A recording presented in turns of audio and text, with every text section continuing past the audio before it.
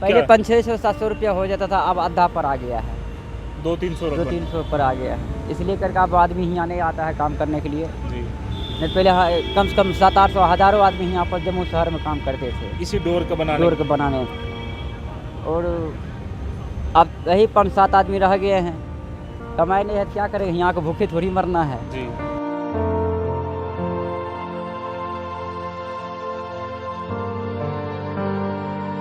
यही काम पहले करते थे, अब बच्चों को भी सिखाते थे। अब ये काम में सिखाने से कोई फायदे नहीं रहा है, अब बच्चों को नहीं सिखाओगे? ना किसी को नहीं सिखाएंगे। जो भी काम करता है हौली हौली दूसरा काम में लगे रहे, चाहे दिहाड़ी कर लो, चाहे कोई भी काम कर लेते हैं। कुछ ही दिनों में रक्षाबंधन का त्यौहार आने वाला है और जिस तरह से आप सबको पता ही है कि रक्षाबंधन के त्यौहार में जम्मू के कई सारे हिस्सों में जो पतंगबाजी है वो की जाती है, पतंग उड़ाई जाती है और बड़े धूमधाम से ये त्यौहार मनाया जाता है।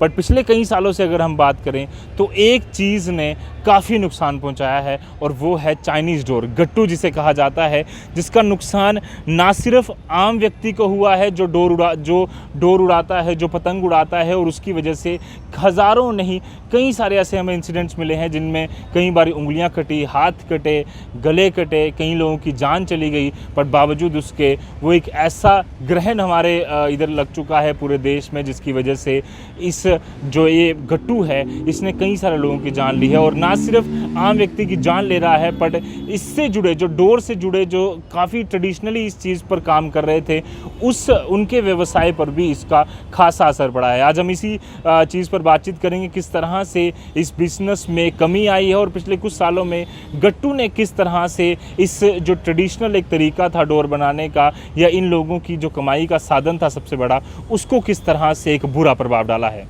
इस समय हमारे साथ लक्ष्मण जी मौजूद हैं जो पिछले काफ़ी समय से डोर बनाने का काम करते हैं और जिस तरह से मैंने इनसे ऑफ द कैमरा बात की है, कह रहे थे कि 3 से 4 महीने तक ये काम चलता था, पर अब वो काम 1 महीना भी मुश्किल से सिमट गया और कमाई ना के बराबर हो रही है।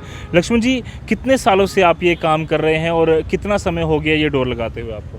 30 साल से हम काम कर रहे हैं जी। 30 साल से काम कर रहे हैं, लेकिन अब उतना कमाई नहीं रह गया। 1 महीना बहुत मुश्किल से कटता है। जब से चाइना डोर आ गया गट्टू, हम लोगों की रोजी रोटी मर गया है। जी। पहले कितने महीने काम चलता था और किस तरह? 5-6 महीने पहले हम लोग आ जाते थे यहाँ पर काम करने के लिए। जिस तरह से अभी अगस्त में है तो आप पहले ही आ जाते थे? हाँ, 5-6 महीना पहले हम लोग आ जाते थे, काम करते थे। लेकिन अब तो बस 22 अगस्त तक यहाँ रहूँगा, उसके बाद चल जाऊँगा। अगस्त 22 तक जितना है वो चलेगा। इसके अलावा कमाई कितनी कम हुई? पहले कितनी कमाई दिन में हो जाती थी? अब पहले 500-600-700 रुपया हो जाता था, अब आधा पर आ गया है, 200-300 पर आ गया है। इसलिए करके अब आदमी यहाँ नहीं आता है काम करने के लिए। जी। नहीं पहले कम से कम 700-800 हज़ारों आदमी यहाँ पर जम्मू शहर में काम करते थे इसी डोर का बनाने। और अब यही 5-7 आदमी रह गए हैं, कमाई नहीं है, क्या करेंगे, यहाँ को भूखे थोड़ी मरना है। जी। तो परिवार किस तरह से आप चलाते हो? घर में और भी लोग हों, किस तरह से पूरा चलता है? इसी तरह से हम लोग काम जितना होता है इसी मेंटेनेंस प्लस करके चलाते हैं। और बाकी जो है तो अपना दूसरा कोई काम कर लेते हैं, दिहाड़ी भी कर लेते हैं। यही काम नहीं है तो अब क्या करेंगे, कुछ न कुछ तो करना ही पड़ता है काम के लिए।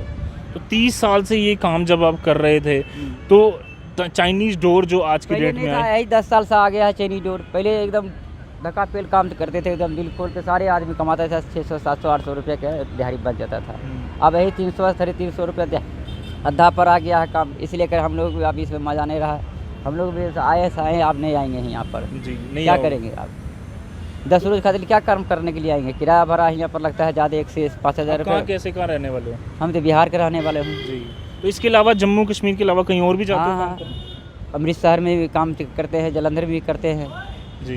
तो वहाँ है कमाई है, वहाँ भी इस तरह नहीं, चारों पास से यही चल गया है। अब ये चाइनीज़ डोर चल गई है। ये डोर वाला अब कमाई नहीं रहा है, साफ ही कुछ नहीं है। जी। इसलिए करके हम लोग कोई दूसरा कोई बिजनेस करेंगे, काम करेंगे। बट इस डोर की बात करें तो पहले भी जब उड़ाई जाती थी तो शायद किसी के साथ टच हो तो वो टूट जाएगी, वो करेगी।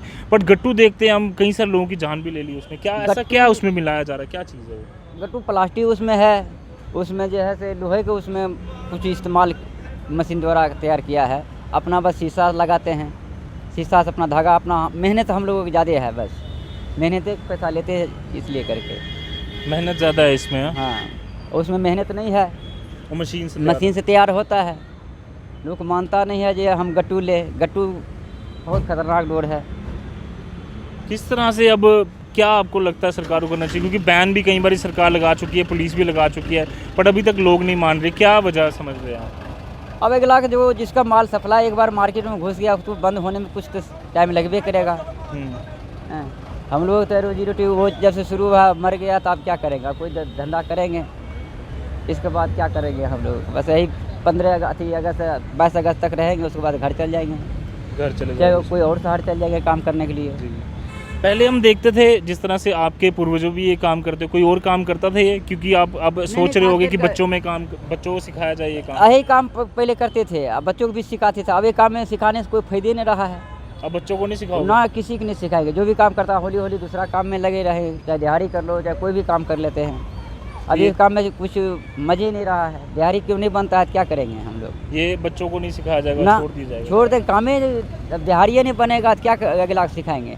एक हमें भूखे मरेंगे, फिर बच्चों को भी कोई और कोई काम सिखाएंगे कि नहीं सिखाएंगे। नहीं, कहा जाता था ना बच्चों को कोई विरासत आप दे के जाते थे, गुण दे के जाते थे, तो अब वो गुण नहीं आप दो। नहीं देंगे गुण कुछ हो नहीं, हम अपने सोते हैं कि काम छोड़ कर हम और कोई काम करें, क्योंकि दिहाड़ी नहीं बन रहा है, इसमें बाल बच्चे कैसे चलेगा हम लोगों का। तो साफ तौर पर ये लक्ष्मण जी की एक कहानी है, इसके अलावा सैकड़ों ऐसी कहानियां हैं जिसमें कि चाइनीज़ डोर ने, जो हम बार बार कहते हैं कि बॉयकॉट चाइना, पर बॉयकॉट पूरी तरह से अभी तक हम नहीं कर पाए हैं। ये एक ऐसा कड़वा सच है जिसकी वजह से हर साल सैकड़ों जानें जो हैं वो जाती हैं, और हर बार हम ये बात करते हैं कि क्यों अभी भी मार्केट में गट्टू बिक रहा है।